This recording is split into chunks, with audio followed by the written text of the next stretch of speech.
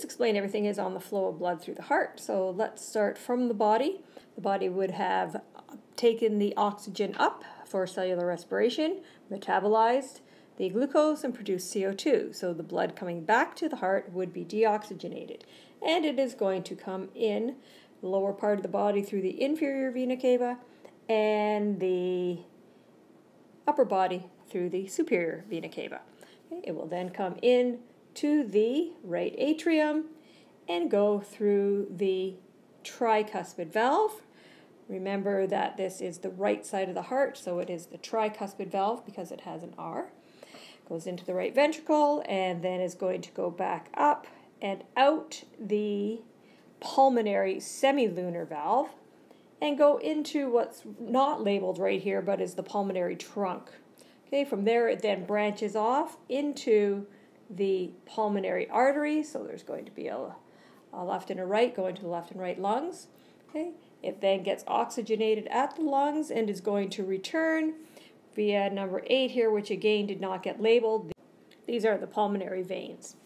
From the pulmonary veins, they are going to come in. Again, we're going to have left and right pulmonary veins coming in from left and right lungs, and we are going to be going into the left atrium and then through the mitral valve, or otherwise known as the bicuspid valve, and then into the left ventricle.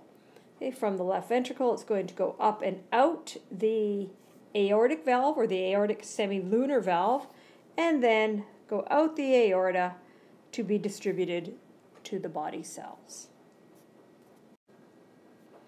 This slide is showing 3 different phases of the cardiac cycle. It's actually a little bit more complex than this, but for our purposes, we'll just look at these 3 phases.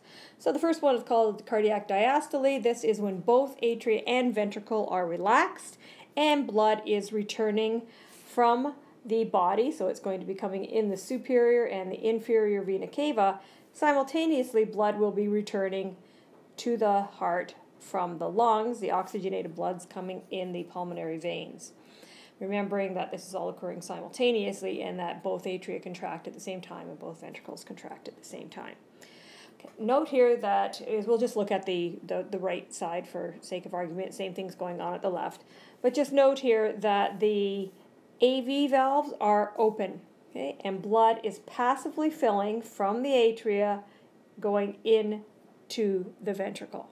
Okay, so the key thing here is that the AV valves are opening, ventricle is passively filling, both atria and ventricle are relaxed, and the other thing to note here is that the semilunar valves are closed.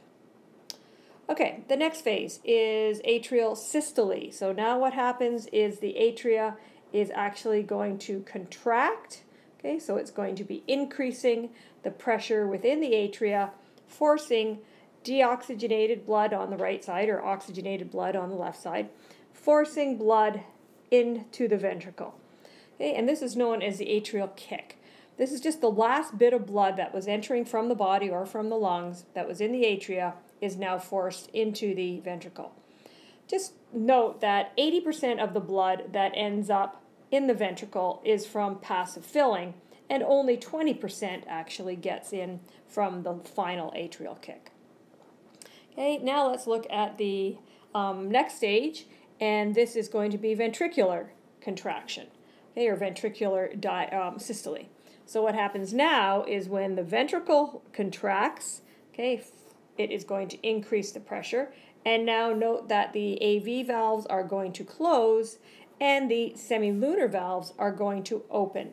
So now what happens is blood is actually going to get ejected out of the heart, okay, via the pulmonary trunk and pulmonary arteries going to the lungs, and it would be ejected through the aorta to go to the body. Let's look at the pulmonary circulation, which is to and from the lungs. So let's follow the path. Blood going to the lungs is going to be going out of the right ventricle, going via the pulmonary arteries, going to the lungs. Okay? At this point, the blood will then pick up oxygen and become oxygenated blood, returning to the heart via the pulmonary vein and going into the left atrium. Okay, so that is the pulmonary circuit. And now on the next slide, we'll look at the systemic.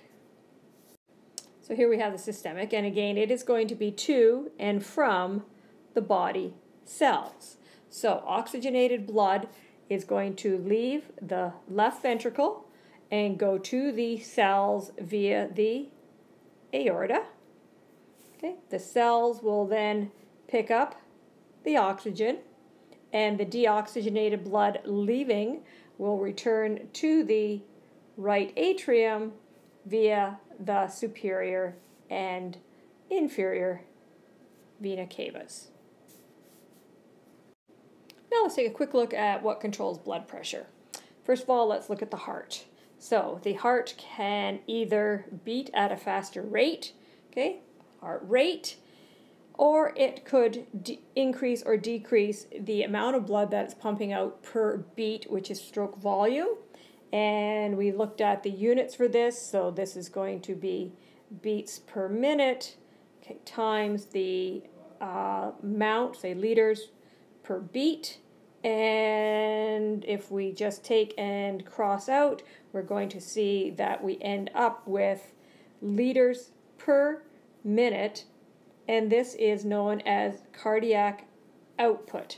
Okay, so on the drawing here, I'm just going to be representing the cardiac output here as the amount of blood leaving the heart per unit time.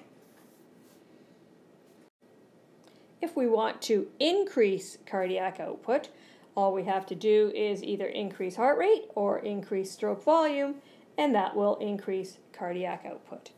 Now I just want to talk now about blood pressure, noting that blood pressure is being measured in the arterial, the arteries. Okay, so this is going to be arterial pressure, blood pressure, and we can see that if we increase the amount of blood flowing into these arteries, we're going to increase blood pressure.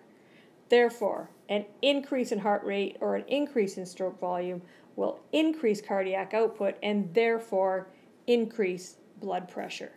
Noting that the sympathetic nervous system can affect either heart rate or stroke volume.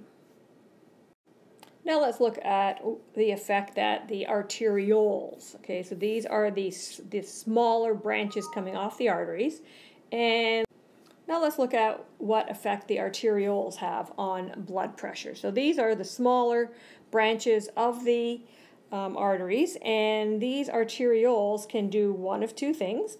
Okay, they can either dilate, which means they are going to get larger, okay, the diameter will get larger, or they can constrict, in which means that the diameter has got smaller.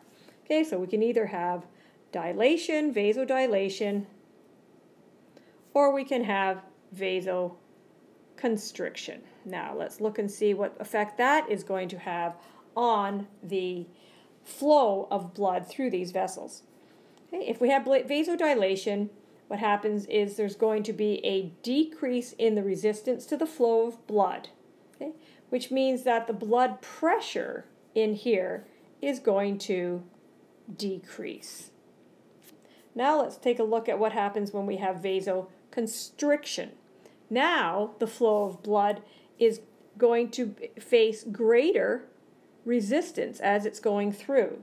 Okay, so in this case, we are going to increase the resistance, and as a result, we will increase the blood pressure.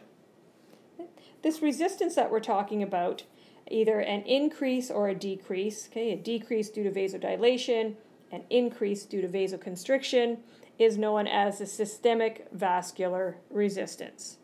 So it follows that if we increase the systemic vascular resistance by vasoconstricting, we increase blood pressure. If we decrease the systemic vascular resistance by dilating, we are going to decrease blood pressure.